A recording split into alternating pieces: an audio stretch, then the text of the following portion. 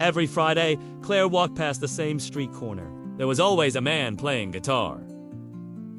People would stop and listen. Some would drop money into his case. Others would walk right by without a second glance. But Claire never walked by without dropping a note inside.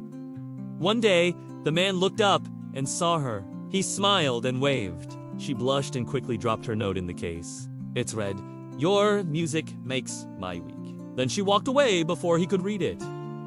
The next week, the same thing happened. She walked up to the corner, dropped her note in the case, and then hurried away.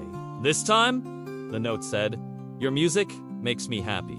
A few weeks later, he saw the note and couldn't stop thinking about it. He wanted to talk to her, get to know her, but he was shy. How could he start a conversation with a stranger? He thought about this for weeks, until one day, he had an idea. The next time he saw her coming, he started playing an old classic.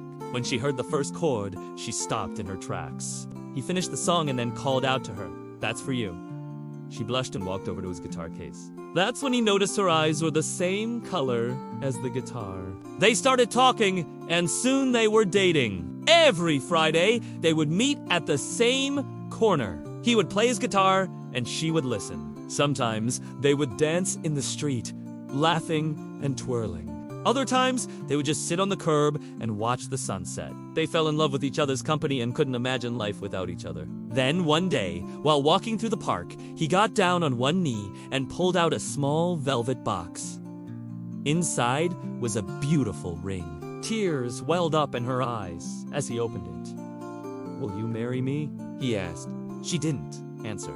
Instead, she reached into his guitar case and pulled out a small, crumpled piece of paper. It was the first note she ever wrote to him. He took it from her, unfolded it, and read, "Your music makes my week." Then he looked up at her and smiled.